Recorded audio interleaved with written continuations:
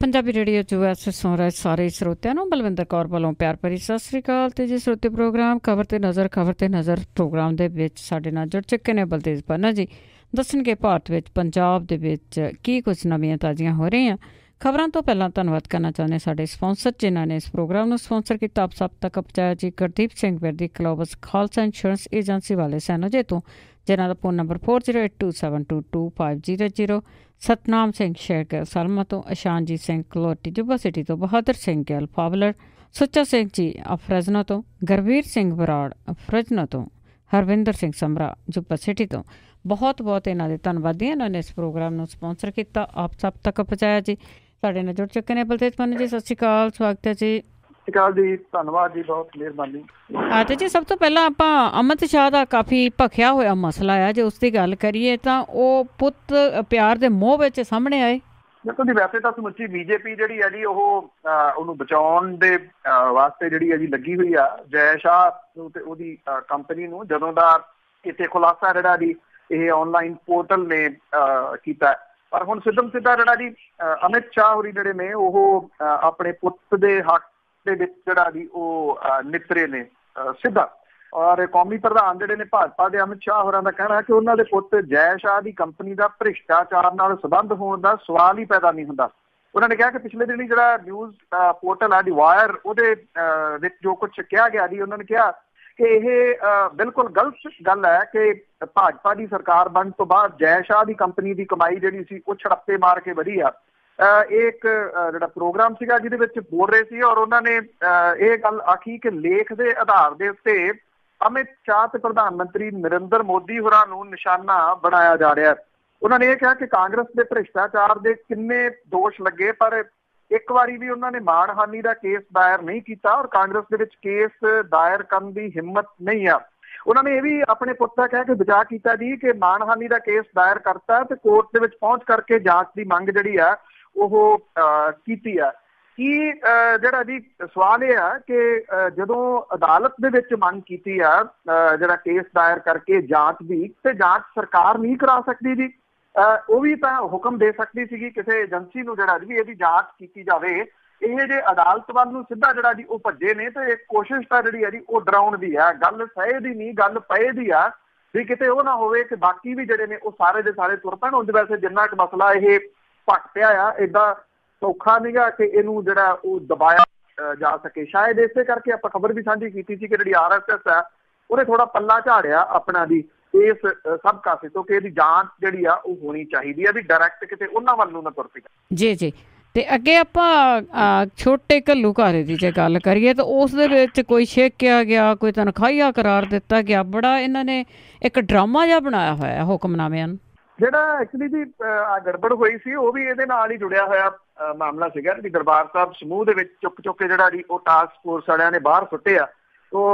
ਇਸ ਮਾਮਲੇ ਦੇ ਉੱਤੇ ਜਿਹੜੇ ਦੂਸਰੇ ਜਥੇਦਾਰ ਨੇ ਗੁਰਬਚਨ ਸਿੰਘ ਹੋਰੀ ਤੇ ਉਹਨਾਂ ਦੇ ਸਾਥੀ, ਉਹਨਾਂ ਨੇ ਸੁਣਵਾਈ ਜਿਹੜੀ ਜੀ ਉਹ ਕੀਤੀ ਔਰ ਗੁਰਦਾਸਪੁਰ ਦੇ ਕਾਹਨੂੰਵਾਨ ਦੇ ਵਿੱਚ ਸਥਿਤ ਜਿਹੜਾ ਛੋਟਾ ਘੱਲੂਘਾਰਾ ਦੀ ਪ੍ਰਬੰਧਕ ਕਮੇਟੀ ਦਾ ਜਨਰਲ ਸਕੱਤਰ ਸੀ ਬੂਟਾ ਸਿੰਘ, ਉਹਨੂੰ ਬਦ ਇਖਲਾਕੀ ਦੇ ਦੋਸ਼ ਦੇ ਵਿੱਚ ਪੰਥ ਵਿੱਚੋਂ ਛੇਕਣ ਤੇ ਪ੍ਰਧਾਨ ਮਾਸਟਰ ਜੌਹਰ ਸਿੰਘ ਨੂੰ ਤਨਖਾਹੀਆ ਕਰਾਰ ਦੇਣ ਦਾ ਹੁਕਮ ਜਿਹੜਾ ਜੀ ਉਹ ਸੁਣਾਇਆ।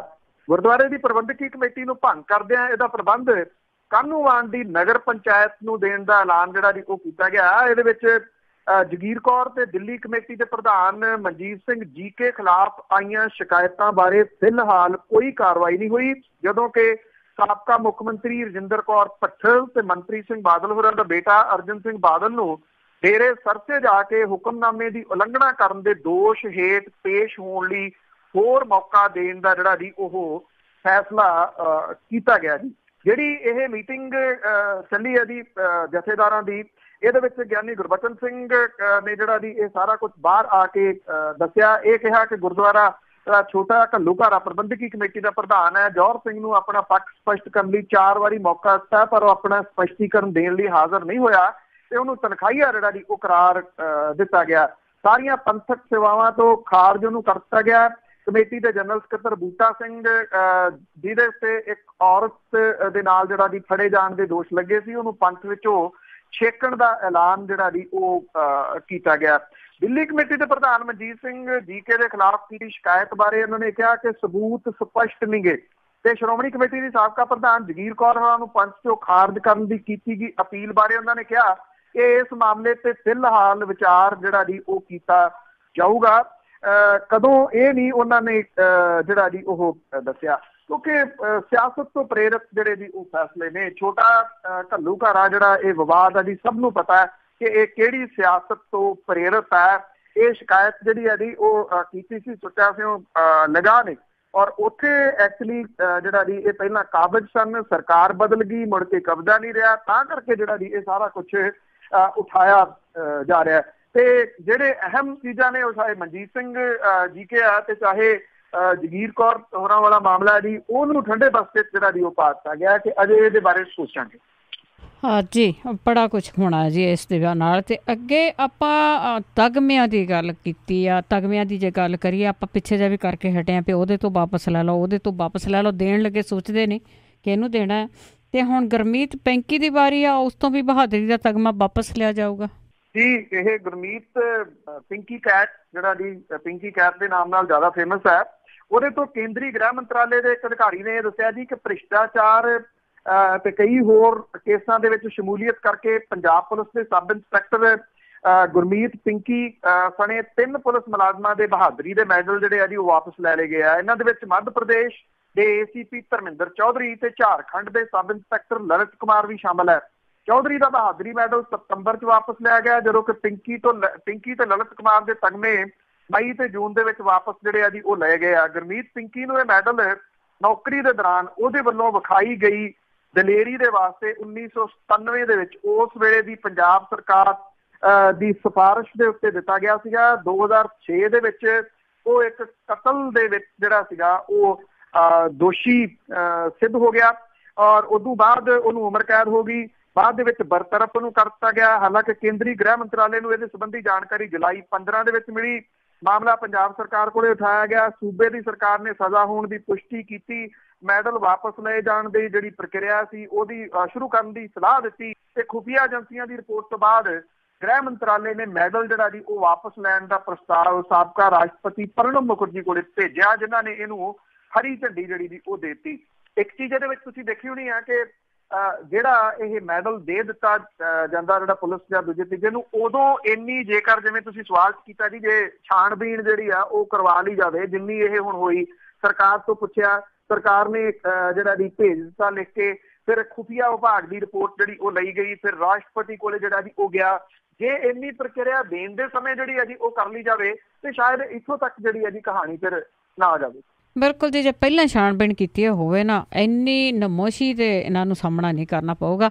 ਤੇ ਅੱਗੇ ਆਪਾਂ ਟਾਈਮਸ ਮੈਗਜ਼ੀਨ ਦੀ ਜੇ ਗੱਲ ਕਰੀਏ ਤੇ ਨੈਕਸਟ ਜਨਰੇਸ਼ਨ ਲੀਡਰ ਦੀ ਸੂਚੀ 'ਚ ਭਾਰਤ ਤੋਂ ਸਿਰਫ ਤੇ ਸਿਰਫ ਗਰਮੇਰ ਨੂੰ ਸ਼ਾਮਲ ਕੀਤਾ ਗਿਆ ਆ, ਜਿਸ ਦੇ ਬਾਰੇ ਤੁਸੀਂ ਰਿਮਾਇੰਡ ਕਰਾ ਦਿਓ ਸਾਡੇ ਸਰੋਤਿਆਂ ਨੂੰ, ਕਿਉਂਕਿ ਪਿੱਛੇ ਜੇ ਕਾਫੀ ਚਰਚਾ ਦੇ ਵਿੱਚ ਰਹੀ ਆ ਗੁਰਮੇਹਰ ਵੀ। ਗੁਰਮੇਹਰ ਉਹ ਪੰਜਾਬ ਦੀ ਦਲੇਰ ਸ਼ੇਰ ਬੱਚੀ ਹੈ ਜੀ, ਜਿਹਨੇ ਬਿਨਾਂ ਬੋਲੇ ਤੋਂ ਇੱਕ ਸਾਈਨ ਜਿਹੜੇ ਸੀਗੇ ਜੀ ਉਹ ਲਿਖ ਕੇ ਦੁਨੀਆ ਭਰ ਦੇ ਵਿੱਚ ਤਰਥੱਲੀ ਮਚਾਤੀ ਸੀ। ਗੁਰਮੇਹਰ ਕਹਿੰਦੀ ਸੀ, ਕਿਉਂਕਿ ਉਹ ਸ਼ਹੀਦ ਫੌਜੀ ਦੀ ਧੀ ਆ, ਉਹਦਾ ਪਿਓ ਕਾਰਗਿਲ ਦੇ ਵਿੱਚ ਜਿਹੜਾ ਜੀ ਸ਼ਹੀਦ ਹੋਇਆ ਸੀਗਾ। ਉਹ ਕਹਿੰਦੀ ਮੇਰੇ ਪਿਓ ਨੂੰ ਜਿਹੜਾ ਜੀ ਕਿਸੇ ਮੁਲਕ ਨੇ ਨਹੀਂ ਮਾਰਿਆ, ਦੂਜੇ ਨੇ, ਉਹਨੂੰ ਜੰਗ ਨੇ ਮਾਰਿਆ। ਉਹ ਕਹਿੰਦੀ ਸੀ ਜੰਗ ਜਿਹੜੀ ਆ ਉਹ ਕਿਸੇ ਸਮੱਸਿਆ ਦਾ ਹੱਲ ਨਹੀਂ, ਜੰਗ ਦੁਨੀਆ ਤੋਂ ਖਤਮ ਹੋਣੀ ਚਾਹੀਦੀ ਆ, ਉਹਦਾ ਕਸੂਰ ਸਿਰਫ ਆਹ ਸੀਗਾ। ਤੇ ਜਿਹੜਾ ਭਾਰਤੀ ਜਨਤਾ ਪਾਰਟੀ ਦਾ ਵਿਦਿਆਰਥੀ ਵਿੰਗ ਹੈ ABVP, ਉਹਨੇ ਗੁਰਮੇਹਰ ਦੇ ਬਾਰੇ ਦੇ ਵਿੱਚ ਇੰਨਾ ਕੁਛ ਉਦੋਂ ਨੀਵੇਂ ਪੱਧਰ ਤੇ ਜਾ ਕੇ ਬੋਲਿਆ ਕਿ ਉਹਨੂੰ ਰੇਪ ਕਰਨ ਤੱਕ ਦੀ ਜਿਹੜੀ ਉਹ ਧਮਕੀ ਦਿੱਤੀ ਗਈ। ਮੁੜ ਕੇ ਜਿਹੜੇ ਹਾਲਾਤ ਇਦਾਂ ਦੇ ਬਣੇ ਕਿ ਵਿਸ਼ਵ ਦੇ ਵਿੱਚ ਰਹਿੰਦਾ ਪੰਜਾਬੀ ਭਾਈਚਾਰਾ ਤੇ ਇਨਸਾਫ ਪਸੰਦ ਲੋਕ ਜਿਹੜੇ ਸੀਗੇ ਜੀ ਗੁਰਮੇਹਰ ਦੇ ਨਾਲ ਡਟ ਕੇ ਖੜੇ ਹੋ ਗਏ। ਔਰ ਉਦੋਂ ਬਾਅਦ ਗੁਰਮੇਹਰ ਜਿਹੜੀ ਸੀ ਉਹਨੇ ਇਹ ਬਿਆਨ ਦਿੱਤਾ ਜੀ ਕਿ ਉਹ ਕਿਸੇ ਤੋਂ ਡਰਦੀ ਨਹੀਂ, ਨਾ ਉਹ ਅੱਗੋਂ ਜਿਹੜਾ ਜੀ ਉਹ ਡਰੂਗੀ। ਹੁਣ ਇਹ ਬੜੇ ਮਾਣ ਵਾਲੀ ਗੱਲ ਹੈ ਜੀ ਕਿ ਜਿਹੜਾ ਟਾਈਮ ਮੈਗਜ਼ੀਨ ਹੈ ਉਹਨੇ ਨੈਕਸਟ ਜਨਰੇਸ਼ਨ ਲੀਡਰ ਜਿਹੜੇ ਆ ਜੀ ਉਹਦੇ ਵਾਸਤੇ ਗੁਰਮੇਹਰ ਨੂੰ ਚੁਣਿਆ। ਮੈਗਜ਼ੀਨ ਨੇ ਦੁਨੀਆ ਦੇ ਵਿੱਚ 10 ਇਸ ਤਰ੍ਹਾਂ ਦੇ ਨਵੀਂ ਜਨਰੇਸ਼ਨ ਦੇ ਜਿਹੜੇ ਨੌਜਵਾਨ ਮੁੰਡੇ ਕੁੜੀਆਂ ਨੇ ਉਹਨਾਂ ਦੀ ਚੋਣ ਕੀਤੀ ਆ। ਭਾਰਤ ਦੇ ਵਿੱਚੋਂ ਕੱਲੀ ਗੁਰਮੇਹਰ ਕੌਰ ਜਿਹੜੀ ਆ ਜੀ ਉਹ ਚੁਣੀ ਗਈ ਆ। ਜਿਹਨੇ ਬੋਲਣ ਦੀ ਆਜ਼ਾਦੀ ਦੇ ਮੁੱਦੇ ਨੂੰ ਦੇਸ਼ ਭਰ ਦੇ ਵਿੱਚ ਜਿਹੜਾ ਜੀ ਉਹ ਉਠਾਇਆ।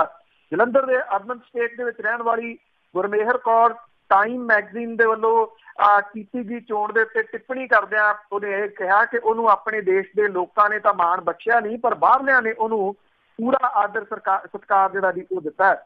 ਕਾਰਗਿਲ ਦੇ ਸ਼ਹੀਦ ਕੈਪਟਨ ਦੀ ਧੀ ਗੁਰਮੇਹਰ ਕੌਰ ਨੇ ਇਹ ਕਿਹਾ ਜੀ ਕਿ ਇਸ ਚੋਣ ਦੇ ਨਾਲ ਉਹਦੇ ਚ ਨਵੀਂ ਊਰਜਾ ਜਿਹੜੀ ਹੈ ਜੀ ਉਹ ਭਰੀ ਗਈ ਆ। ਉਹ ਕਹਿੰਦੀ ਉਹ ਤਾਂ ਇੱਕ ਆਮ ਕਾਲਜ ਦੇ ਸਟੂਡੈਂਟ ਵਾਂਗ ਆਪਣਾ ਜਿਹੜੀ ਜ਼ਿੰਦਗੀ ਆ ਉਹ ਜਿਉਣਾ ਚਾਹੁੰਦੀ ਆ। ਜਦੋਂ ਵੀ ਉਹਦਾ ਜੀਵਨ ਕੋਈ ਆਮ ਵਰਗਾ ਹੁੰਦਾ ਤੇ ਕੋਈ ਨਾ ਕੋਈ ਇਸ ਤਰ੍ਹਾਂ ਦਾ ਏਦਾਂ ਵਾਪਰ ਜਾਂਦਾ ਕਿ ਉਹ ਮੁੜ ਕੇ ਸੁਰਖੀਆਂ ਦੇ ਵਿੱਚ ਜਿਹੜਾ ਜੀ ਉਹ ਆ ਜਾਂਦੀ ਆ। ਉਹਨੇ ਇਹ ਗੱਲ ਕਹੀ ਆ ਕਿ ਉਹਨਾਂ ਲੋਕਾਂ ਦਾ ਧੰਨਵਾਦ ਕਰਦੀ ਹੈ ਜੀ ਜਿਹੜੇ ਮਾੜੇ ਸਮੇਂ ਦੇ ਉੱਤੇ ਉਹਦੇ ਨਾਲ ਖੜੇ ਰਹੇ। ਉਹਨੇ ਆਪਣੀ ਮਾਂ ਦਾ ਧੰਨਵਾਦ ਵੀ ਕੀਤਾ ਜੀ ਕਿ ਜਿਹਨੇ ਮਾੜੇ ਸਮੇਂ ਦੇ ਉੱਤੇ ਉਹਨੂੰ ਹੌਸਲਾ ਦਿੱਤਾ, ਉਹਨੂੰ ਡਰਾ ਕੇ ਅੰਦਰ ਨਹੀਂ ਵਾੜਿਆ ਜੀ। ਔਰ ਇਹ ਕਿਹਾ ਕਿ ਉਹ ਜਿਹੜੀ ਆ ਉਹ ਬੋਲਦੀ ਰਹੇ ਔਰ ਸਹੀ ਨੂੰ ਸਹੀ ਜਿਹੜਾ ਜੀ ਉਹ ਕਹਿੰਦੀ ਰਹੇ। ਜਦੋਂ ਇਹ ਗੁਰਮੇਹਰ ਨੇ ਮਾਮਲਾ ਜਿਹੜਾ ਜੀ ਉਹ ਉਠਾਇਆ ਸੀਗਾ ਤੇ ਉਸ ਟਾਈਮ ਦੇ ਤੇ ਇਨਟੋਲਰੈਂਸ ਵਾਲਾ ਮੁੱਦਾ ਜਿਹੜਾ ਜੀ ਉਹ ਪੂਰੇ ਮੁਲਕ ਦੇ ਵਿੱਚ ਛਾਇਆ ਪਿਆ ਸੀਗਾ। ਸਮੇਂ ਦੀ ਗੱਲ ਹੈ, ਉਦੋਂ ਉਸ ਚੀਜ਼ ਨੂੰ ਜਿਹੜਾ ਜੀ ਉਹ ਦਬ ਲਿਆ ਗਿਆ। ਹੁਣ ਟਾਈਮ ਮੈਗਜ਼ੀਨ ਦੇ ਵੱਲੋਂ ਗੁਰਮੇਹਰ ਨੂੰ ਇਸ ਕਿਸਮ ਦਾ ਮਾਣ ਦੇਣ ਤੋਂ ਬਾਅਦ ਸ਼ਾਇਦ ਇਨਟੋਲਰੈਂਸ ਵਾਲਾ ਮੁੱਦਾ ਜਿਹੜਾ ਜੀ ਉਹ ਫੇਰ ਦੁਬਾਰਾ ਸ਼ੁਰੂ ਜਿਹੜਾ ਜੀ ਉਹ ਹੋਊਗਾ। ਮੇਰਾ ਖਿਆਲ ਇਹ ਇੱਕ ਬਹੁਤ ਵੱਡੇ ਮਾਣ ਵਾਲੀ ਗੱਲ ਜਿਹੜੀ ਹੈ ਜੀ ਮਾਪਿਆਂ ਦੇ ਵਾਸਤੇ ਹੈ ਗੁਰਮੇਹਰ ਦੇ ਔਰ ਪੰਜਾਬੀ ਭਾਈਚਾਰੇ ਦੇ ਔਰ ਧੀਆਂ ਨੂੰ ਪਿਆਰ ਕਰਨ ਵਾਲੇ ਜਿਹੜੇ ਮਾਪੇ ਨੇ ਜੀ ਉਹਨਾਂ ਦੇ ਵਾਸਤੇ ਇਹ ਜ਼ਰੂਰ ਮਾਣ ਕਰਨ ਵਾਲੀ ਜਿਹੜੀ ਗੱਲ ਹੈ ਕਿ ਗੁਰਮੇਹਰ ਨੂੰ ਜਿਸ ਤਰ੍ਹਾਂ ਦੀ ਸਿੱਖਿਆ ਜਾਂ ਜਿੰਨੇ ਛੋਟੀ ਉਮਰ ਦੇ ਵਿੱਚ ਉਹਦਾ ਬਾਪ ਉਹਦੇ ਸਿਰ ਤੇ ਨਹੀਂ ਸੀ ਰਿਹਾ, ਪਰ ਕੁਝ ਚੀਜ਼ਾਂ ਜਿਹੜੀਆਂ ਫੈਮਿਲੀ ਦੇ ਤੌਰ ਦੇ ਉੱਤੇ ਆ ਜਾਂਦੀਆਂ ਨੇ ਜਿੱਥੋਂ ਉਹਨੇ ਸਿੱਖਿਆ ਕਿ ਬਿਨਾਂ ਬੋਲੇ ਤੋਂ ਵੀ ਇਹ ਗੱਲ ਉਹਨਾਂ ਲੋਕਾਂ ਦੇ ਸਿਰਾਂ 'ਚ ਪਾਈ ਜਾ ਸਕਦੀ ਹੈ ਜਿਹੜੇ ਕਹਿੰਦੇ ਆ ਕਿ ਬੋਲਣ ਦੀ ਆਜ਼ਾਦੀ ਸਿਰਫ ਉਹਨਾਂ ਨੂੰ ਹੀ ਆ, ਕਿਸੇ ਹੋਰ ਨੂੰ ਨਹੀਂ। ਜੀ ਬਿਲਕੁਲ, ਪਰ ਟਾਈਮਸ ਮੈਗਜ਼ੀਨ ਦੀ ਸਿਫਤ ਕਰਨੀ ਬਣਦੀ ਹੈ ਜਿਨ੍ਹਾਂ ਨੇ ਇੱਕ ਕੁੜੀ ਨੂੰ ਚੱਕਿਆ ਪੰਜਾਬ ਦੇ ਵਿੱਚ। ਅਤੇ ਅੱਗੇ ਆਪਾਂ ਗੱਲ ਕਰਦੇ ਹਾਂ, ਸੈਂਟਰ ਦੇ ਵਿੱਚ ਇੱਕ ਬੈਠਕ ਹੋਣੀ ਸੀਗੀ ਜੀ ਬਰਾਮਦ ਬਾਰੇ, ਤਾਂ ਪਰ ਪੰਜਾਬ ਦੇ ਅਫਸਰ ਉੱਥੇ ਚੁੱਪਚਾਪ ਹੀ ਬੈਠੇ ਰਹੇ। ਬਿਲਕੁਲ ਜੀ, ਐਕਚੁਅਲੀ ਜੇ ਆਪਾਂ ਗੱਲ ਕਰੀਏ ਬਰਾਮਦ ਦੇ ਵਾਸਤੇ ਜੀ ਤਾਂ ਪੰਜਾਬ ਦਾ 10ਵਾਂ ਥਾਂ ਆ ਜੀ ਵਿਦੇਸ਼ਾਂ ਨੂੰ ਬਰਾਮਦ ਵਾਲੇ ਮਾਮਲੇ ਦੇ ਉੱਤੇ। ਜੇ ਜਿਹੜਾ ਜੀ ਢੁਕਵੀਂ ਵਿਉਂਤਬੰਦੀ ਹੋਵੇ ਤਾਂ ਇਹਦੇ ਵਿੱਚ ਸੁਧਾਰ ਹੋ ਸਕਦਾ। ਪੰਜਾਬ 'ਚੋਂ ਬਾਸਮਤੀ ਚੌਲ, ਚਾਦਰਾਂ, ਤੌਲੀਏ, ਹੌਜਰੀ, ਖੇਤੀ ਦਾ ਸਮਾਨ, ਦੁੱਧ ਤੋਂ ਬਣੀਆਂ ਚੀਜ਼ਾਂ, ਹੈਂਡ ਟੂਲ, ਸਾਈਕਲਾਂ ਦੇ ਪੁਰਜ਼ੇ, ਆਲੂ ਨੂੰ ਬਰਾਮਦ ਹੁੰਦੇ ਆ। ਇਹਦੇ ਵਾਸਤੇ ਪੰਜਾਬ ਤੇ ਕੇਂਦਰ ਦੇ IAS ਅਧਿਕਾਰੀਆਂ ਦਰਮਿਆਨ ਸੂਬੇ 'ਚੋਂ ਵੱਖ-ਵੱਖ ਵਸਤਾਂ ਦੀ ਜਿਹੜੀ ਬਰਾਮਦ ਆ ਵਧਾਉਣ ਬਾਰੇ ਮੀਟਿੰਗ ਹੋਈ ਸੀਗੀ ਔਰ ਇਹਦੇ ਵਿੱਚ ਜਿਹੜੇ ਪੰਜਾਬ ਦੇ ਅਫਸਰ ਆ ਜੀ ਉਹ ਡੁੰਨ-ਵੱਟੇ ਬਣ ਕੇ ਬੈਠੇ ਰਹੇ। ਉਹਨਾਂ ਦੀ ਕਾਰਗੁਜ਼ਾਰੀ ਜਿਹੜੀ ਆ ਜੀ ਬਹੁਤ ਨਿਰਾਸ਼ਾਜਨਕ ਰਹੀ ਆ। ਇਹ ਸੈਕਟਰੀਏਟ ਦੇ ਵਿੱਚ ਹੋਈ ਮੀਟਿੰਗ ਦੇ ਵਿੱਚ ਜਿਹੜੇ ਜੀ ਵਿਭਾਗਾਂ ਦੇ ਮੁਖੀ ਪੰਜਾਬ 'ਚੋਂ ਬਰਾਮਦ ਵਧਾਉਣ ਦੇ ਮੁੱਦੇ ਦੇ ਉੱਤੇ ਕੋਈ ਠੋਸ ਪੇਸ਼ਕਾਰੀ ਜਿਹੜੀ ਜੀ ਉਹ ਨਹੀਂ ਕਰ ਸਕੇ। ਸੂਬੇ ਦੇ ਅਫਸਰਾਂ ਦੀ ਮੀਟਿੰਗ 'ਚ ਸ਼ਮੂਲੀਅਤ ਖਾਨਾ ਪੂਰਤੀ ਰਹੀ ਔਰ ਇਸ ਮੀਟਿੰਗ ਸ਼ਾਮਲ ਹੋਣ ਲਈ 1981 ਬੈਂਚ ਦੀ IAS ਅਧਿਕਾਰੀ ਰੀਤਾ ਤਿਵਾਟੀਆ ਜਿਹੜੀ ਕਿ ਵਣਜ ਵਿਭਾਗ ਦੀ ਸਕੱਤਰ ਹੈ, ਆਪਣੇ ਨਾਲ ਤਕਰੀਬਨ 10 ਅਫਸਰਾਂ ਦੀ ਟੀਮ ਲੈ ਕੇ ਚੰਡੀਗੜ੍ਹ ਆਏ ਸੀਗੇ ਜੀ। ਕੇਂਦਰੀ ਟੀਮ ਨੇ ਇੱਕ ਮੈਂਬਰ ਨੇ ਇਹ ਕਿਹਾ ਜੀ ਕਿ ਪੰਜਾਬ 'ਚੋਂ ਖੇਤੀ ਵਸਤਾਂ, ਦੁੱਧ ਤੋਂ ਬਣੀਆਂ ਚੀਜ਼ਾਂ, ਕੱਪੜੇ ਦੀ ਵੱਡੀ ਮਾਤਰਾ 'ਚ ਵਿਦੇਸ਼ਾਂ ਨੂੰ ਭੇਜਣ ਦੀ ਸਮਰੱਥਾ ਮੌਜੂਦ ਹੈ, ਪਰ ਪੰਜਾਬ ਦੇ ਅਫਸਰਾਂ ਨੇ ਇਹਦੇ ਬਾਰੇ ਕੋਈ ਉਤਸ਼ਾਹ ਨਹੀਂ ਵਿਖਾਇਆ। ਕੇਂਦਰ ਤੋਂ ਆਈ ਟੀਮ ਨੇ 4 ਪੇਸ਼ਕਾਰੀਆਂ ਜਿਹੜੀਆਂ ਪ੍ਰੈਜ਼ੈਂਟੇਸ਼ਨ ਸੀਗੀਆਂ ਉਹ ਦਿੱਤੀਆਂ। ਦੂਜੇ ਪਾਸੇ ਪੰਜਾਬ ਦੇ ਉਦਯੋਗ, ਖੇਤੀ ਸਣੇ ਵਿਭਾਗਾਂ ਦੇ ਨਿਗਮਾਂ ਨੇ ਪੁਰਾਣੀਆਂ ਦਲੀਲਾਂ ਨਾਲ ਕੁੱਤਾ ਸਾਰਿਆ ਤੇ ਟੀਮ ਨੂੰ ਜਿਹੜਾ ਜੀ ਉਹ ਚੁੱਪ ਕਰਕੇ ਤੋੜ ਦਿੱਤਾ ਅੱਗੇ ਜਿਹੜਾ ਸੀਗਾ ਜੀ। ਔਰ ਤੁਸੀਂ ਇਥੋਂ ਅੰਦਾਜ਼ਾ ਜਿਹੜਾ ਜੀ ਉਹ ਲਾ ਸਕਦੇ ਹੋ ਕਿ ਪੰਜਾਬ ਦੇ ਵਿੱਚੋਂ ਬਰਾਮਦ ਨੂੰ ਵਧਾਉਣ ਦੇ ਵਾਸਤੇ ਠੋਸ ਵਿਉਂਤਬੰਦੀ ਦੀ ਜ਼ਰੂਰਤ ਸੀਗੀ, ਪਰ ਜਦੋਂ ਕੋਈ ਸੁਝਾਅ ਹੀ ਨਹੀਂ ਦਿੱਤਾ ਗਿਆ ਤੇ ਫਿਰ ਜਿਹੜੀ ਟੀਮ ਆਈ ਸੀ ਉਹਨੇ ਵੀ ਕੀ ਜਿਹੜਾ ਜੀ ਇੱਥੋਂ ਲੈ ਕੇ ਜਾਣਾ ਸੀਗਾ। ਜਿਹੜੇ ਬਰਾਮਦ ਕੀਤੇ ਜਾਂਦੇ ਮੀਟ ਹੈ ਜਿਹਦੇ ਵਿੱਚ ਚਿਕਨ ਤੇ ਗੋਟ ਜਿਹੜੇ ਜੀ ਉਹ ਸ਼ਾਮਲ ਨੇ, ਇਹ ਐਂਟੀਬਾਇਓਟਿਕਸ ਦੀ ਜਿਹੜੀ ਮਾਤਰਾ ਉਹ ਘਟਾਈ ਜਾਵੇ, ਇਹ ਜਿਹੜਾ ਵੀ ਸੁਝਾਅ ਦਿੱਤਾ ਗਿਆ। ਸੁਝਾਅ ਉਹ ਦਿੰਦੇ ਰਹੇ ਤੇ ਇਹ ਆਰਾਮ ਦੇ ਨਾਲ ਜਿਹੜੇ ਸੀਗੇ ਜੀ ਉਹ ਮੀਟਿੰਗਾਂ ਦੇ ਵਿੱਚ ਬੈਠੇ ਰਹੇ। ਸਵਾਲ ਇਹ ਆ ਕਿ ਜਿਹੜੇ ਅਫਸਰ ਏਡੀਆਂ ਮੋਟੀਆਂ ਜਿਹੜੀਆਂ ਜੀ ਉਹ ਤਨਖਾਹਾਂ ਲੈਂਦੇ ਆ, ਸਰਕਾਰਾਂ ਨੂੰ ਇਹ ਚਲਾਉਂਦੇ ਆ, ਕਿਉਂਕਿ ਅੱਗੇ ਇਹਨਾਂ ਨੇ ਜਿਹੜੀ ਆ ਜੀ ਉਹ ਗੱਲ ਦੱਸਣੀ ਹੁੰਦੀ ਆ। ਜੇ ਕੁਝ ਚੀਜ਼ਾਂ ਮੌਜੂਦ ਨੇ ਪੰਜਾਬ ਦੇ ਵਿੱਚ ਜਿਹਦੇ ਨਾਲ ਪੰਜਾਬ ਦੇ ਵਿੱਚ ਰਹਿਣ ਵਾਲਾ ਕਿਸਾਨ ਜਿਹੜਾ, ਕਿਉਂਕਿ ਜਿੰਨੇ ਮੈਂ ਗੱਲ ਕੀਤੀ ਹੈ ਜੀ ਸਾਰੇ ਸਹਾਇਕ ਧੰਦਿਆਂ 'ਚ ਆਉਂਦੇ ਆ ਜਿਹੜੇ ਨਾਲ ਲੱਗਵੇਂ ਕੀਤੇ ਜਾ ਸਕਦੇ ਆ। ਜੇ ਇਹਨਾਂ ਨੂੰ ਬਰਾਮਦ ਕਰਨ ਦੇ ਵਾਸਤੇ ਕੁਛ ਜਿਹੜਾ ਜੀ ਨਵੀਆਂ ਛੋਟਾਂ ਜਾਂ ਨਵੇਂ ਪ੍ਰੋਗਰਾਮ ਦਿੱਤੇ ਜਾਣ ਤਾਂ ਇਸ ਪਾਸੇ ਵੱਲ ਨੂੰ ਲੋਕ ਤੁਰ ਸਕਦੇ ਆ। ਪਰ ਸ਼ਾਇਦ ਅਫਸਰਸ਼ਾਹੀ ਵੀ ਇਹ ਚਾਹੁੰਦੀ ਆ ਕਿ ਜਿਹੜੇ ਭੁੱਖੇ ਮਰ ਰਹੇ ਨੇ ਜਾਂ ਡੇ ਬਾਈ ਡੇ ਜਿਹੜੇ ਥੱਲੇ ਆ ਰਹੇ ਨੇ ਉਹਨਾਂ ਨੂੰ ਇਸੇ ਤਰੀਕੇ ਦੇ ਨਾਲ ਉੱਥੇ ਹੀ ਲੋਟਲੀਆਂ ਖਾਣ ਦਿਓ। ਬੈਟਰ ਇਹ ਆ, ਇਹ ਤੋਂ ਤੁਸੀਂ ਅੰਦਾਜ਼ਾ ਜਿਹੜਾ ਜੀ ਉਹ ਲਾ ਸਕਦੇ ਹੋ ਕਿੰਨੇ ਕੁ ਸੁਹਿਰਦ ਹੈ ਇਹ ਅਫਸਰਸ਼ਾਹੀ ਦੀ। ਬਿਲਕੁਲ ਜੀ। ਤੇ ਅੱਗੇ ਆਪਾਂ ਗ੍ਰੀਨ ਟ੍ਰਿਬਿਊਨਲ ਦੀ ਗੱਲ ਕਰੀਏ, ਪੰਜਾਬ ਦੀ ਪੇਸ਼ੀ ਸੀਗੀ ਉਹਨਾਂ ਦੇ ਸਾਹਮਣੇ, ਕੀ ਗ੍ਰੀਨ ਟ੍ਰਿਬਿਊਨਲ ਆ ਉਹ ਖੁਸ਼ ਹੋਇਆ ਪੰਜਾਬ ਤੋਂ? ਨਹੀਂ ਜੀ, ਨੈਸ਼ਨਲ ਗ੍ਰੀਨ ਟ੍ਰਿਬਿਊਨਲ ਜਿਹੜੀ ਪਰਾਲੀ ਨੂੰ ਅੱਗ ਲਾਉਣ ਤੋਂ ਰੋਕਣ ਲਈ ਕੋਈ ਠੋਸ ਬਦਲ ਜਿਹੜਾ ਜੀ ਨਾ ਹੋਣ ਕਰਕੇ ਜਿਹੜਾ ਉਹਦੇ ਤੋਂ ਡੇ ਬਾਈ ਡੇ ਜਿਹੜਾ ਜੀ ਇਹ ਪੁੱਛਿਆ ਜਾ ਰਿਹਾ ਹੈ, ਉਹਦੇ ਨਾਲ ਜਿਹੜਾ ਜੀ ਇੱਥੋਂ ਦੇ ਮਹਿਕਮੇ ਜਿਹੜੇ ਨੇ ਪੰਜਾਬ ਦੇ ਉਹ ਜ਼ਰੂਰ ਪਰੇਸ਼ਾਨੀ ਦੇ ਵਿੱਚ ਨੇ ਜੀ। ਦੁਬਾਰਾ ਹੁਣ ਫੇਰ ਮੰਗਲਵਾਰ ਨੂੰ ਜਿਹੜਾ ਜੀ ਉਹ ਸੱਦ ਲਿਆ ਨੈਸ਼ਨਲ ਗ੍ਰੀਨ ਟ੍ਰਿਬਿਊਨਲ ਨੇ। ਜਿਹੜੀ ਪੇਸ਼ੀ ਦਿੱਲੀ ਦੇ ਵਿੱਚ ਹੋਈ ਆ ਉਹਦੇ 'ਚ ਪਟਿਆਲਾ ਜ਼ਿਲ੍ਹੇ ਦੇ ਕੱਲਰ ਮਾਜਰੀ ਪਿੰਡ ਦੇ 1 ਦਰਜਨ ਦੇ ਕਰੀਬ ਕਿਸਾਨਾਂ ਨੇ ਖੇਤੀ ਵਿਭਾਗ ਦੇ ਪੱਖ ਦੇ ਵਿੱਚ ਭੁਗਤ ਕੇ ਉਹਨੂੰ ਥੋੜੀ ਜਿਹੀ ਰਾਹਤ ਜਿਹੜੀ ਆ ਜੀ ਉਹ ਦਿੱਤੀ ਆ। ਪਰ ਜਿਹੜਾ ਟ੍ਰਿਬਿਊਨਲ ਆ ਜੀ ਉਹਨੇ ਕਿਹਾ ਕਿ ਕੁਝ ਸਵਾਲ ਨੇ ਉਹਨਾਂ ਦੇ ਜਵਾਬ ਲੱਭ ਕੇ ਆਓ ਤੇ ਮੰਗਲਵਾਰ ਨੂੰ ਦੁਬਾਰਾ ਜਿਹੜੇ ਜੀ ਉਹ ਫੇਰ ਪੇਸ਼ ਹੋ। ਨੈਸ਼ਨਲ ਗ੍ਰੀਨ ਟ੍ਰਿਬਿਊਨਲ ਨੇ ਵਿਭਾਗ ਨੂੰ ਕਿਹਾ ਕਿ ਉਹ ਬਾਇਓਮਾਸ ਪ੍ਰੋਜੈਕਟਾਂ ਤੇ ਹੁਣ ਤੱਕ ਦੀ ਮੌਜੂਦਾ ਮਸ਼ੀਨਰੀ ਦੇ ਨਾਲ ਪਰਾਲੀ ਸਾਂਭਣ ਦੇ ਪ੍ਰਬੰਧਾਂ ਦਾ ਜਿਹੜਾ ਜੀ ਉਹ ਜਾਇਜ਼ਾ ਲੈ ਕੇ ਇਹ ਜਾਣਕਾਰੀ ਦੇਣ ਕਿ ਬਾਇਓਮਾਸ ਪਲਾਂਟ ਜਿਹੜੇ ਨੇ ਇਹਨਾਂ 'ਚ ਕਿੰਨੀ ਪਰਾਲੀ ਦੀ ਖਪਤ ਜਿਹੜੀ ਆ ਜੀ ਉਹ ਹੋ ਸਕਦੀ ਆ। ਇਸ ਤੋਂ ਇਲਾਵਾ ਥਰਮਲ ਪਾਵਰ ਕਾਰਪੋਰੇਸ਼ਨ, ਕੇਂਦਰ ਸਰਕਾਰ ਤੇ ਕਈਆਂ ਹੋਰਾਂ ਨੂੰ ਨੋਟਿਸ ਜਿਹੜਾ ਜੀ ਉਹ ਜਾਰੀ ਕੀਤਾ ਗਿਆ। ਟ੍ਰਿਬਿਊਨਲ ਦੇ ਹੁਕਮਾਂ ਦੇ ਅਨੁਸਾਰ ਪੰਜਾਬ ਸਰਕਾਰ ਨੇ ਕੱਲਰ ਮਾਜਰੀ ਪਿੰਡ ਦੇ ਦਰਜਨ ਦੇ ਕਰੀਬ ਸਣੇ ਸੰਗਰੂਰ ਤੇ ਅੰਮ੍ਰਿਤਸਰ 2 ਦਰਜਨ ਦੇ ਕਰੀਬ ਜਿਹੜੇ ਕਿਸਾਨ ਸੀ ਉਹਨਾਂ ਨੂੰ ਪੇਸ਼ ਕੀਤਾ। ਜਿਹੜੇ ਜਸਟਿਸ ਸਵਤੰਤਰ ਕੁਮਾਰ ਨੇ ਉਹਨਾਂ ਨੂੰ ਇੱਕ ਜਿਹੜਾ ਨੌਜਵਾਨ ਜਿਹੜਾ ਇੰਗਲਿਸ਼ 'ਚ ਬੋਲ ਰਿਹਾ ਸੀ ਉਹਦੇ ਤੇ ਸ਼ੱਕ ਹੋਇਆ ਕਿ ਇਹ ਕਿਸਾਨ ਹੈ, ਤਾਂ ਉਹਨਾਂ ਨੇ ਕਿਹਾ ਕਿ ਉਹ ਕਿਸਾਨ ਪੇਸ਼ ਕਰੋ ਜਿਹੜੇ ਸ਼ੁੱਧ ਪੰਜਾਬੀ ਦੇ ਵਿੱਚ ਗੱਲ ਕਰਦੇ ਨੇ, ਜਿਹੜੇ ਕਿਸਾਨ ਲੱਗਣ। ਤੇ ਉਹਨਾਂ ਤੋਂ ਜਿਹੜਾ ਜੀ ਇਹ ਸਾਰਾ ਕੁਝ ਸੁਣਿਆ। ਜਿਹੜੇ ਸੀਗੇ ਜੀ ਇੱਥੇ ਕਿਸਾਨ ਜਥੇਬੰਦੀਆਂ ਦੇ ਵੱਲੋਂ ਜਿਹੜੇ ਪੇਸ਼ ਹੋਏ ਉਹਨਾਂ ਨੇ ਇਹ ਗੱਲ ਕਹੀ ਕਿ ਮੁੱਦਾ ਜਿਹੜਾ ਸੀਗਾ ਅਸੀਂ ਉਠਾਇਆ ਸੀਗਾ ਕਿ ਜਿਹੜਾ ਮੁਆਵਜ਼ਾ ਉਹ ਦਿੱਤਾ ਜਾਵੇ ਪਰਾਲੀ ਜਿਹੜਾ ਜੀ ਇਹਨੂੰ ਸੰਭਾਲਣ ਦੇ ਵਾਸਤੇ। ਉਹ ਕਹਿੰਦੇ ਕਿ ਮੁੱਦੇ ਨੂੰ ਟਰਨ ਕਰ ਦਿੱਤਾ ਗਿਆ, ਇਹਨੂੰ ਸਿਰਫ ਬਾਇਓਮਾਸ ਪਲਾਂਟ ਜਿਹੜਾ ਜੀ ਉਹਦੇ ਉੱਤੇ ਤੇ ਪਰਾਲੀ ਜਿਹੜੀ ਆ ਜੀ ਕਿੱਥੇ ਜਿਹੜੀ ਆ ਉਹ ਸਾਂਭੀ ਜਾ ਸਕਦੀ ਇਹਦੇ ਉੱਤੇ ਕੇਂਦਰਿਤ ਕਰਕੇ ਰੱਖਿਆ। ਕਿਸਾਨ ਜਥੇਬੰਦੀਆਂ ਦੇ ਆਗੂਆਂ ਨੇ ਇਹ ਵੀ ਗੱਲ ਆਖੀ ਕਿ ਜਿਹੜੀ ਪਰਾਲੀ ਆ ਉਹਦਾ ਧੂੰਆਂ ਹਰਿਆਣੇ, ਰਾਜਸਥਾਨ ਤੇ ਯੂਪੀ ਦੇ ਵਿੱਚੋਂ ਵੀ ਉੱਠਦਾ, ਉਧਰ ਇੰਨੀ ਸਰਗਰਮੀ ਨਹੀਂ ਹੈਗੀ। ਪੰਜਾਬ ਦੇ ਵਾਸਤੇ ਕੁਝ ਜ਼ਿਆਦਾ ਸਰਗਰਮੀ ਜਿਹੜੀ ਆ ਜੀ ਉਹ ਨੈਸ਼ਨਲ ਗ੍ਰੀਨ ਟ੍ਰਿਬਿਊਨਲ ਉਠਾ ਰਿਹਾ ਜੀ। ਤੇ ਅੱਗੇ ਆਪਾਂ ਸੁਖਪਾਲ ਖਹਿਰੇ ਦੀ ਗੱਲ ਕਰੀਏ ਤਾਂ ਰਣਜੀਤ ਰਾਣਾ ਦੇ ਖਿਲਾਫ ਉਸਨੇ ਫਿਰ ਜੰਗ ਛਿੜੀ। ਬਿਲਕੁਲ, ਰਾਣਾ ਗੁਰਜੀਤ ਤੇ ਜਿਹੜੇ ਸੁਖਪਾਲ ਸਿੰਘ ਖਹਿਰਾ ਹੋਰੀ ਨੇ ਜੀ ਇਹ ਐਕਚੁਅਲੀ ਰੇਤੇ ਦੀਆਂ ਖੱਡਾਂ ਨੂੰ ਲੈ ਕੇ ਇਹ ਮਾਮਲਾ ਜਿਹੜਾ ਜੀ ਚੱਲ ਰਿਹਾ। ਜਿਉਂ ਸਰਕਾਰ ਬਣੀ ਆ ਉਦੋਂ ਕੁਝ ਹਫ਼ਤੇ ਬਾਅਦ ਹੀ ਜਿਹੜਾ ਜੀ ਉਹ ਸ਼ੁਰੂ ਹੋ ਗਿਆ। ਕੁਛ ਸਮਾਂ ਜਿਹੜਾ ਜੀ ਇਹ ਠੱਪ ਰਿਹਾ। ਹੁਣ ਜਦੋਂ ਜਿਹੜਾ ਇਹਦੇ ਤੇ ਨਾਰੰਗ ਕਮਿਸ਼ਨ ਬਣਿਆ ਸੀਗਾ ਜੀ ਉਹਨਾਂ ਨੇ ਰਿਪੋਰਟ ਦੇ ਦਿੱਤੀ ਤਾਂ ਉਹਦੇ ਵਿੱਚ ਰਾਣਾ ਗੁਰਜੀਤ ਸਿੰਘ ਹੋਰਾਂ ਨੂੰ ਜਿਹੜੀ ਜੀ ਉਹ ਮਿਲ ਗਈ ਕਲੀਨ ਚਿੱਟ। ਤੇ ਇਸ ਤੋਂ ਬਾਅਦ ਹੁਣ ਮਾਮਲਾ ਫੇਰ ਜਿਹੜਾ ਜੀ ਉਹ ਸੁਖਪਾਲ ਸਿੰਘ ਖਹਿਰਾ ਹੋਰਾਂ ਨੇ ਭਖਾਇਆ। ਉਹਨਾਂ ਨੇ ਜਿਹੜਾ ਜੀ ਕੁਝ MLA ਜਿਹੜਾ ਨਾਲ ਲੈ ਕੇ ਉਹਨਾਂ ਦੇ ਨਾਲ ਇੱਕ ਪ੍ਰੈਸ ਕਾਨਫਰੰਸ ਕੀਤੀ ਔਰ ਇਸ ਤੋਂ ਇਲਾਵਾ ਜਿਹੜੇ ਮੁੱਖ ਸਕੱਤਰ ਨੇ ਉਹਨਾਂ ਨੂੰ ਮਿਲ ਕੇ ਅਲਟੀਮੇਟਮ ਜਿਹੜਾ ਜੀ ਉਹ ਦਿੱਤਾ। ਇਹ ਕਿਹਾ ਕਿ ਰਾਣਾ ਗੁਰਜੀਤ ਸਿੰਘ ਹੋਰਾਂ ਨੂੰ ਬਰਖਾਸਤ ਕੀਤਾ ਜਾਵੇ, ਨਹੀਂ ਤਾਂ ਮਾਮਲਾ ਹਾਈ ਕੋਰਟ ਦੇ ਵਿੱਚ ਜਿਹੜਾ ਜੀ ਉਹ ਲਿਜਾਇਆ ਜਾਊਗਾ। ਸਿਮਰਜੀਤ ਸਿੰਘ ਬੈਂਸ ਤੇ ਕੁਝ ਜਿਹੜੇ ਜੀ MLA ਆਮ ਆਦਮੀ ਪਾਰਟੀ ਦੇ ਉਹ ਪ੍ਰੈਸ ਕਾਨਫਰੰਸ ਦੇ ਵਿੱਚ ਉਹਨਾਂ ਦੇ ਨਾਲ ਸੀਗੇ। ਉਹਨਾਂ ਨੇ ਇਹ ਗੱਲ ਜਿਹੜੀ ਆਖੀ ਦਸਤਾਵੇਜ਼ ਜਿਹੜੇ ਸੀਗੇ ਜੀ ਉਹ ਮੁਹੱਈਆ ਕਰਾਏ ਪੱਤਰਕਾਰਾਂ ਨੂੰ ਵੀ ਕਿ RGS ਟ੍ਰੇਡਰਸ ਜਿਹੜੀ ਪ੍ਰਾਈਵੇਟ ਲਿਮਟਿਡ ਕੰਪਨੀ ਹੈ 19 ਮਈ 92 ਨੂੰ ਇਹ ਰਜਿਸਟਰਡ ਹੋਈ ਸੀਗੀ ਔਰ ਇਸ ਕੰਪਨੀ ਦੇ ਮੁੱਢਲੇ ਡਾਇਰੈਕਟਰ ਰਾਣਾ ਗੁਰਜੀਤ ਸਿੰਘ ਤੇ ਰਾਣਾ ਹਰਦੀਪ ਸਿੰਘ ਸਨ।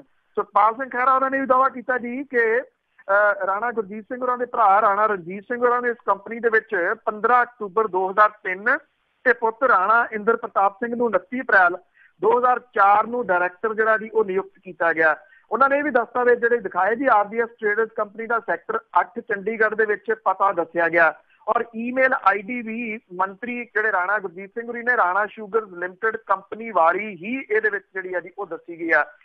ਸੁਖਪਾਲ ਸਿੰਘ ਖਹਿਰਾ ਉਹਨਾਂ ਨੇ ਦਾਅਵਾ ਕੀਤਾ ਜੀ ਇਸ ਪ੍ਰੈਸ ਕਾਨਫਰੰਸ ਦੇ ਵਿੱਚ ਕਿ ਕੰਪਨੀ ਦਾ 36 ਲੱਖ ਰੁਪਈਆ ਖੱਡਾਂ ਦੀ ਬੋਲੀ ਦੇ ਵਿੱਚ ਲੱਗਿਆ। ਰਾਣਾ ਗੁਰਜੀਤ ਸਿੰਘ ਹੋਰਾਂ ਦੇ ਵੱਲੋਂ ਸਾਲ 17 ਦੀਆਂ ਵਿਧਾਨ ਸਭਾ ਚੋਣਾਂ ਦੇ ਦੌਰਾਨ ਚੋਣ ਕਮਿਸ਼ਨ ਨੂੰ ਦਿੱਤੇ ਹਲਫਨਾਮੇ ਦੇ ਵਿੱਚ ਇਹ ਦੱਸਿਆ ਗਿਆ ਕਿ ਮੰਤਰੀ ਰਾਣਾ ਗੁਰਜੀਤ ਸਿੰਘ ਤੇ ਉਹਨਾਂ ਦੀ ਪਤਨੀ ਨੇ RGS ਟ੍ਰੇਡਰਸ ਕੰਪਨੀ ਕੋਲੋਂ 4 ਕਰੋੜ 7 ਲੱਖ ਰੁਪਏ ਦਾ ਕਰਜ਼ਾ ਲਿਆ। ਇਸ ਤੋਂ ਇਲਾਵਾ ਹਲਫਨਾਮੇ ਦੇ ਵਿੱਚ ਮਾਈਨਿੰਗ ਮਾਮਲੇ ਦੀ ਜਾਂਚ ਕਰਨ ਵਾਲੇ ਨਾਰੰਗ ਕਮਿਸ਼ਨ ਵੱਲੋਂ ਖੱਡਾਂ ਖਰੀਦਣ ਵਾਲੀਆਂ ਕੰਪਨੀਆਂ ਦੀ ਸੂਚੀ ਦੇ ਵਿੱਚ ਦਰਜ 2 ਕੰਪਨੀਆਂ RGS ਟੈਕਸੈਪ ਤੇ JR ਬਿਲਡਰਸ ਪ੍ਰਾਈਵੇਟ ਲਿਮਟਿਡ ਕੋਲੋਂ ਵੀ ਰਾਣਾ ਗੁਰਜੀਤ ਸਿੰਘ ਹੋਰਾਂ ਨੇ 5 ਕਰੋੜ 46 ਲੱਖ ਤੇ 4 ਕਰੋੜ 64 ਲੱਖ ਰੁਪਈਆ ਕਰਜ਼ਾ ਜਿਹੜਾ ਜੀ ਉਹ ਲੈਣ ਦੇ ਪੇਪਰ ਜਿਹੜੇ ਜੀ ਉਹਨਾਂ ਨੇ ਸਾਰੇ ਦੇ ਸਾਰੇ ਦਿੱਤੇ ਆ। ਉਹਨਾਂ ਨੇ ਇਹ ਵੀ ਕਿਹਾ ਕਿ ਜਿਹੜੇ ਸਾਬਕਾ ਮੁਲਾਜ਼ਮ ਨੇ ਰਾਣਾ ਗੁਰਜੀਤ ਸਿੰਘ ਹੋਰਾਂ ਦੇ ਅਮਿਤ ਬਹਾਦਰ ਤੇ ਕੁਲਵਿੰਦਰਪਾਲ ਸਿੰਘ ਉਹਨਾਂ ਦੇ ਵੱਲੋਂ ਲਈਆਂ 2 ਖੱਡਾਂ ਦੀ 50% ਦੀ ਰਾਸ਼ੀ ਜਿਹੜੀ ਆ ਜੀ ਰਾਜਵੀਰ ਐਂਟਰਪ੍ਰਾਈਜ਼ਸ ਕੰਪਨੀ ਨੇ ਸਰਕਾਰੀ ਖਜ਼ਾਨੇ ਦੇ ਵਿੱਚ ਜਮ੍ਹਾਂ ਕਰਵਾਈ ਸੀ। ਸੋ ਹੁਣ ਇਹ ਜਿਹੜੇ ਦਸਤਾਵੇਜ਼ ਆ ਜੀ ਉਹ ਮੁੱਖ ਸਕੱਤਰ ਨੂੰ ਵੀ ਸੌਂਪ ਕੇ ਆਏ ਨੇ ਸੁਖਪਾਲ ਸਿੰਘ ਖਹਿਰਾ ਹੋਰੀ। ਹਾਲਾਂਕਿ ਇਹਦੇ ਉੱਤੇ ਥੋੜਾ ਜਿਹਾ ਪ੍ਰਤੀਕਰਮ ਜਿਹੜਾ ਜੀ ਉਹ ਦਿੰਦਿਆਂ ਰਾਣਾ ਗੁਰਜੀਤ ਸਿੰਘ ਹੋਰਾਂ ਨੇ ਕਿਹਾ ਕਿ ਸੁਖਪਾਲ ਖਹਿਰਾ ਕੌਣ ਹੁੰਦਾ ਮੇਰੇ ਤੋਂ ਜਿਹੜਾ ਜੀ ਉਹ ਸਵਾਲ ਪੁੱਛਣ ਵਾਲਾ। ਉਹ ਕਹਿੰਦੇ ਨਾਰੰਗ ਕਮਿਸ਼ਨ ਜਿਹੜਾ ਸੀਗਾ ਜਦੋਂ ਉਹਨੇ ਕਲੀਨ ਚਿੱਟ ਦੇਤੀ ਆ ਇਹ ਮਾਮਲਾ ਉੱਥੇ ਹੀ ਜਿਹੜਾ ਜੀ ਉਹ ਖਤਮ ਹੋ ਗਿਆ ਸੀ। ਬਿਲਕੁਲ ਜੀ, ਕਲੀਨ ਚਿੱਟਾਂ ਪਹਿਲਾਂ ਬਾਦਲ ਦੀ ਜੇਬ 'ਚ ਸੀਗੀ, ਹੁਣ ਉਧਰ ਦੂਜੇ ਪਾਸੇ ਚੱਲ ਗਈਆਂ। ਤੇ ਅੱਗੇ ਆਪਾਂ ਗੱਲ ਕਰਦੇ ਹਾਂ ਮਤਵਾਜੀ ਜਥੇਦਾਰਾਂ ਦੀ, ਤੇ ਜਗੀਰ ਕੌਰ ਉਹਨਾਂ ਨੂੰ ਅਖੌਤੀ ਜਥੇਦਾਰ ਮੰਨਦੀ ਆ। ਐਕਚੁਅਲੀ ਜੀ ਜਗੀਰ ਕੌਰ ਨੂੰ ਜਿਹੜਾ ਜੀ ਉਹ ਸਮਨਿੰਗ ਕੀਤੀ ਸੀਗੀ ਇਹਨਾਂ ਜਿਹੜੀ ਕੀਤੀ ਹੋਈ ਆ ਇਹਨਾਂ ਮਤਵਾਜੀ ਜਥੇਦਾਰਾਂ ਨੇ। ਤੋ ਇਹਦੇ ਤੋਂ ਤਲਖੀ ਦੇ ਵਿੱਚ ਆਈ ਜਗੀਰ ਕੌਰ ਹੋਰਾਂ ਨੇ ਇੱਕ ਪ੍ਰੈਸ ਕਾਨਫਰੰਸ ਜਿਹੜੀ ਵੀ ਕੀਤੀ। ਹਾਲਾਂਕਿ ਦੱਸਿਆ ਜੀ ਕਿ ਅਕਾਲ ਤਖਤ ਦੇ ਜਥੇਦਾਰ ਨੇ ਤਾਂ ਇਹਨੂੰ ਜਿਹੜਾ ਜੀ ਠੰਡੇ ਬਸਤੇ 'ਚ ਪਾਤਾ ਔਰ ਹੁਣ ਜਿਹੜੀ ਜਗੀਰ ਕੌਰ ਹੈ ਜੀ ਉਹਨਾਂ ਨੇ ਇਹ ਗੱਲ ਕਹੀ ਆ ਕਿ ਜਿਹੜੇ ਮਤਵਾਜੀ ਜਥੇਦਾਰ ਨੇ ਉਹਨਾਂ ਦੇ ਕੋਲੇ ਏਦਾਂ ਦਾ ਕੋਈ ਅਧਿਕਾਰ ਨਹੀਂ ਗਾ ਤੇ ਨਾ ਹੀ ਉਹ ਕਹਿੰਦੇ ਕਿ ਮੈਂ ਅਖੌਤੀ ਜਥੇਦਾਰਾਂ ਦੇ ਮੂਹਰੇ ਜਿਹੜਾ ਜੀ ਉਹ ਪੇਸ਼ ਹੋਊਂਗੀ। ਉਹਨਾਂ ਨੇ ਇੱਥੋਂ ਤੱਕ ਜਿਹੜਾ ਜੀ ਕਿਹਾ ਪੱਤਰਕਾਰਾਂ ਨਾਲ ਗੱਲਬਾਤ ਕਰਦੇ ਆ ਕਿ ਇਹ ਜਿਹੜੇ ਮਤਵਾਜੀ ਜਥੇਦਾਰ ਨੇ ਇਹ ਪੰਥ ਦਾ ਕੌਮ ਦਾ ਨੁਕਸਾਨ ਕਰ ਰਹੇ ਨੇ ਔਰ ਇਹਦੇ ਕਰਕੇ ਜਿਹੜੀ ਕੌਮ ਹੈ ਉਹ ਦੁਬਦਾ ਦੇ ਵਿੱਚ ਔਰ ਪਾਟ ਰਹੀ ਹੈ। ਜਗੀਰ ਕੌਰ ਹੋਰਾਂ ਨੇ ਇਹ ਗੱਲ ਅਕਾਲ ਤਖਤ ਦੇ ਜਥੇਦਾਰ ਨੂੰ ਅਪੀਲ ਕੀਤੀ ਕਿ ਉਹ ਮਤਵਾਜੀ ਜਥੇਦਾਰਾਂ ਨੂੰ ਪੰਥ ਦੇ ਵਿੱਚ ਦੁਬਦਾ ਪੈਦਾ ਕਰਨ ਤੇ ਪੰਥ ਮਰਿਆਦਾ ਦੀ ਉਲੰਘਣਾ ਕਰਨ ਦੇ ਦੋਸ਼ ਦੇ ਹੇਠ ਤਖਤ ਦੇ ਉੱਤੇ ਤਲਬ ਕਰਨ। ਉਹਨਾਂ ਕਿਹਾ ਕਿ ਛੇਤੀ ਉਹ ਸ਼੍ਰੋਮਣੀ ਕਮੇਟੀ ਮੈਂਬਰਾਂ ਨੂੰ ਲੈ ਕੇ ਅਕਾਲ ਤਖਤ ਦੇ ਜਥੇਦਾਰ ਨੂੰ ਮਤਵਾਜੀ ਜਥੇਦਾਰਾਂ ਬਾਰੇ ਲਿਖਤੀ ਸ਼ਿਕਾਇਤ ਜਿਹੜੀ ਹੈ ਜੀ ਉਹ ਦੇਣਗੇ ਤੇ ਮਤਵਾਜੀ ਜਥੇਦਾਰਾਂ ਨੂੰ ਕਾਨੂੰਨੀ ਨੋਟਿਸ ਵੀ ਜਿਹੜਾ ਜੀ ਉਹ ਭੇਜਿਆ ਜਾਊਗਾ। ਜਗੀਰ ਕੌਰ ਹੋਰਾਂ ਨੇ ਸ਼੍ਰੋਮਣੀ ਕਮੇਟੀ ਦੇ 8 ਮੈਂਬਰਾਂ ਦੀ ਹਾਜ਼ਰੀ ਦੇ ਵਿੱਚ ਕਿਹਾ ਕਿ ਉਹਨਾਂ ਦੇ ਵਿਰੁੱਧ ਸੋਚੀ ਸਮਝੀ ਸਾਜ਼ਿਸ਼ ਦੇ ਤਹਿਤ ਉਦੋਂ ਬਿਆਨਬਾਜ਼ੀ ਕੀਤੀ ਜਾਂਦੀ ਹੈ ਜਦੋਂ ਕੋਈ ਚੋਣ ਸਿਰ ਦੇ ਉੱਤੇ ਜਿਹੜਾ ਜੀ ਉਹ ਹੋਵੇ। ਸ਼ਾਇਦ ਉਹਨਾਂ ਦਾ ਇਸ਼ਾਰਾ ਸ਼੍ਰੋਮਣੀ ਗੁਰਦੁਆਰਾ ਪ੍ਰਬੰਧਕ ਕਮੇਟੀ ਦੀ ਚੋਣ ਵੱਲ ਜਿਹੜਾ ਜੀ ਉਹ ਹੋਊਗਾ। ਉਹਨਾਂ ਨੇ ਕਿਹਾ ਕਿ ਅਕਾਲ ਤਖਤ ਤੋਂ ਉਹਨਾਂ ਨੂੰ ਸੱਦਾ ਆਏਗਾ ਤੇ ਉਹ ਜਿਹੜਾ ਜੀ ਨਿਮਰਤਾ ਦੇ ਨਾਲ ਪੇਸ਼ ਹੋਣਗੇ।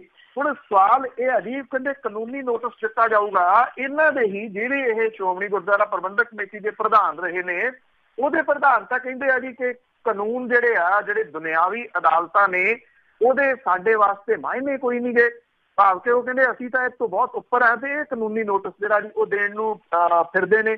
ਵੈਸੇ ਜਿਸ ਕਿਸਮ ਦੇ ਨਾਲ ਤਲਖੀ ਦੇ ਵਿੱਚ ਵੀ ਜਗੀਰ ਕੌਰ ਹੋਰੀ ਆਏ ਆ ਉਹਦੇ ਤੋਂ ਇਸ਼ਾਰਾ ਜਿਹੜਾ ਜੀ ਕਈ ਪਾਸੇ ਵੱਲ ਨੂੰ ਜਿਹੜਾ ਜੀ ਉਹ ਜਾ ਰਿਹਾ ਕਿ ਉਹ ਇਸ ਵੇਲੇ ਸੁਪਨਾ ਜਿਹੜਾ ਜੀ ਉਹ ਲੈ ਰਹੇ ਆ ਕਿ ਸ਼੍ਰੋਮਣੀ ਗੁਰਦੁਆਰਾ ਪ੍ਰਬੰਧਕ ਕਮੇਟੀ ਦੇ ਉਹ ਪ੍ਰਧਾਨ ਬਣ ਸਕਦੇ ਆ ਕਿਉਂਕਿ ਪ੍ਰਧਾਨਗੀ ਦੀ ਦੌੜ ਦੇ ਵਿੱਚ ਪਹਿਲਾਂ ਸਭ ਤੋਂ ਮੋਹਰੀਆਂ ਦੇ ਵਿੱਚ ਸੁੱਚਾ ਸਿੰਘ ਲਗਾ ਜਿਹੜਾ ਜੀ ਉਹ ਦਸੀਦਾ ਉਹਦਾ ਤਾਂ ਤੁਹਾਨੂੰ ਪਤਾ ਹੀ ਹੈ ਜੀ ਜੋ ਹਾਲਾਤ ਜਿਹੜੇ ਆ ਜੀ ਉਹ ਬਣੇ ਆ ਤੇ ਹੁਣ ਜਿਹੜਾ ਜੀ ਸ਼ਾਇਦ ਜਗੀਰ ਕੌਰ ਹੋਰਾਂ ਨੂੰ ਲੱਗਦਾ ਕਿ ਉਹਨਾਂ ਦਾ ਦਾ ਇਸ ਵਾਰੀ ਲੱਗ ਸਕਦਾ ਹੈ ਕਿਉਂਕਿ ਕਿਰਪਾਲ ਸਿੰਘ ਬੰਡੂਗਰ ਹੋਰਾਂ ਤੋਂ ਸਨ ਐਂਡ ਡੈਡ ਬਹੁਤੇ ਸੰਤੁਸ਼ਟ ਨਹੀਂ ਜੀ। ਜੀ ਜੀ ਬਿਲਕੁਲ ਲੱਗਦਾ ਹੈ ਕੁਛ ਨਾ ਕੁਛ ਆਊਗਾ। ਤੇ ਅੱਗੇ ਆਪਾਂ ਅਖੀਰ ਦੇ ਵਿੱਚ ਪਟਾਕਿਆਂ ਦੀ ਗੱਲ ਕਰੀਏ। ਬੜਾ ਰੌਲਾ ਗੌਲਾ ਆਇਆ ਤੇ ਕਿ ਪਟਾਕੇ ਕਿਤੇ ਚੱਲਣੇ ਆ ਕਿਤੇ ਨਹੀਂ ਚੱਲਣੇ, ਕਿਤੇ ਪਾਬੰਦੀਆਂ ਲੱਗੀਆਂ ਆ ਕਿਤੇ ਕੁਛ ਘੰਟਿਆਂ ਦੀਆਂ ਪਾਬੰਦੀਆਂ ਲੱਗੀਆਂ ਹੋਈਆਂ। ਦੇਖੋ ਇੱਕ ਤਾਂ ਜੀ ਜਿਹੜਾ ਹੈ ਜੀ ਆਪਣੇ ਸੁਪਰੀਮ ਕੋਰਟ ਨੇ ਦਿੱਲੀ ਦੇ ਵਿੱਚ ਜਿਹੜੇ ਪਟਾਕਿਆਂ ਤੋਂ ਪਾਬੰਦੀ ਹਟਾਉਣ ਤੋਂ ਨਾ ਕੀਤੀ ਜੀ ਔਰ ਪੰਜਾਬ ਹਰਿਆਣਾ ਹਾਈ ਕੋਰਟ ਦੇ ਵਿੱਚ ਕਿਉਂਕਿ PIL ਜਿਹੜੀ ਹੈ ਜੀ ਉਹ ਪਾਈ ਗਈ ਸੀ ਉਹਦੇ ਉੱਤੇ ਸੁਣਵਾਈ ਹੋਈ ਤੇ ਅਦਾਲਤ ਨੇ ਪਹਿਲੀ ਵਾਰੀ ਇਹ ਜਿਹੜਾ ਜੀ ਫੈਸਲਾ ਲਿਆ ਕਿ ਇੱਕ ਤਾਂ ਦੀਵਾਲੀ ਵਾਲੇ ਦਿਨ ਹੀ ਪਟਾਕੇ ਚਲਾਏ ਜਾਣ ਔਰ 3 ਘੰਟੇ ਦਾ ਸਮਾਂ ਜਿਹੜਾ ਜੀ ਉਹ ਮਿੱਥ ਦਿੱਤਾ ਕਿ 6:30 ਵਜੇ ਤੋਂ ਲੈ ਕੇ 9:30 ਵਜੇ ਤੱਕ ਹੀ ਜਿਹੜੇ ਜੀ ਉਹ ਪਟਾਕੇ ਚਲਾਏ ਜਾਣਗੇ। ਪ੍ਰਦੂਸ਼ਣ ਤੋਂ ਚਿੰਤਤ ਹਾਈ ਕੋਰਟ ਨੇ ਸੂਬਿਆਂ ਤੇ ਯੂਨੀਅਨ ਟੈਰੀਟਰੀਜ਼ ਦੇ ਵਿੱਚ ਪਟਾਕਿਆਂ ਲਈ ਆਰਜ਼ੀ ਲਾਇਸੈਂਸ ਜਾਰੀ ਕਰਨ ਦੇ ਵਾਸਤੇ ਵੀ ਹਦਾਇਤਾਂ ਆਪਣੀਆਂ ਜਿਹੜੀਆਂ ਜੀ ਉਹ ਜਾਰੀ ਕੀਤੀਆਂ। ਉਹਨਾਂ ਨੇ ਕਿਹਾ ਕਿ ਪਟਾਕੇ ਰਾਤ ਸ਼ਾਮੀ 6:30 ਤੋਂ 9:30 ਵਜੇ ਤੱਕ ਚਲਾਏ ਜਾਣ। Deputy commissioner, police commissioner, SSPs ਨੂੰ ਇਹਨਾਂ ਹੁਕਮਾਂ ਦੀ ਸਖਤੀ ਦੇ ਨਾਲ ਪਾਲਣਾ ਕਰਨ ਲਈ ਯਕੀਨੀ ਬਣਾਉਣ ਦਾ ਹੁਕਮ ਜਿਹੜਾ ਜੀ ਉਹ ਦਿੱਤਾ। ਦੇਖੋ ਇਹ ਹੈ ਕਿ ਇਹ ਤਾਂ ਪਤਾ ਲੱਗੂਗਾ ਦੀਵਾਲੀ ਵਾਲੇ ਦਿਨ ਕਿੰਨੇ ਕੁ ਲੋਕ ਜਿਹੜੇ ਨੇ ਜੀ ਉਹ ਕਿੰਨਾ ਕੁ ਪੈਸਾ ਫੂਕ ਦਿੰਦੇ ਆ, ਪਰ ਇੰਨਾ ਜ਼ਰੂਰ ਹੈ ਕੁਛ ਰਾਹਤ ਜਿਹੜੀ ਹੈ ਜੀ ਉਹ ਮਹਿਸੂਸ ਕੀਤੀ ਜਾ ਸਕਦੀ ਹੈ ਕਿ ਅਦਾਲਤ ਨੇ ਦੇਰ ਨਾਲ ਹੀ ਸਹੀ ਇਹਦੇ ਵਿੱਚ ਦਖਲ ਦਿੱਤਾ।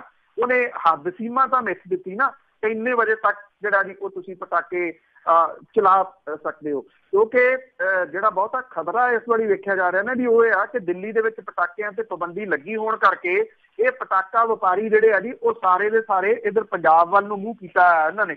ਬਹੁਤ ਵੱਡੀਆਂ ਮਾਰਕੀਟਾਂ ਜਿਹੜੀਆਂ ਜੀ ਇੱਥੇ ਪਟਾਕਿਆਂ ਦੀਆਂ ਲੱਗੀਆਂ ਨੇ ਔਰ ਉੱਥੋਂ ਪਟਾਕੇ ਖਰੀਦਣ ਵਾਲੇ ਜਿਹੜੇ ਆ ਜੀ ਉਹ ਕਰੋੜਾਂ ਰੁਪਈਆ ਜਿਹੜਾ ਇੱਕ ਰਾਤ ਦੇ ਵਿੱਚ ਕੁਝ ਮਿੰਟਾਂ 'ਚ ਫੂਕ ਦੇਣਗੇ ਦੀਵਾਲੀ ਵਾਲੇ ਦਿਨ। ਬਿਲਕੁਲ ਜੀ, ਬਹੁਤ ਪੈਸਾ ਫੂਕਿਆ ਜਾਂਦਾ। ਤੁਹਾਡਾ ਬਹੁਤ ਬਹੁਤ ਧੰਨਵਾਦ ਬਲਤੇਜ ਪੰਨੂ ਜੀ। ਮਿਹਰਬਾਨੀ ਜੀ, ਧੰਨਵਾਦ ਜੀ, ਸਤਿ ਸ਼੍ਰੀ ਅਕਾਲ ਜੀ। ਤਾਂ ਸਰੋਤੇ ਸਨ ਬਲਤੇਜ ਪੰਨੂ ਜੀ ਸਾਡੇ ਨਾਲ ਜੁੜਦੇ ਨੇ, ਕਰਦੇ ਨੇ ਖਬਰਾਂ। ਇਸੇ ਦੇ ਨਾਲ ਅੱਜ ਦਾ ਬੁਲਟਨ ਇੱਥੇ ਸਮਾਪਤ। ਅਗਲੇ ਬੁਲਟਨ ਤੱਕ ਬਲਵਿੰਦਰ ਕੌਰ ਵੱਲੋਂ ਆਪ ਸਭ ਨੂੰ ਪਿਆਰ ਭਰੀ ਸਤਿ ਸ਼੍ਰੀ ਅਕਾਲ।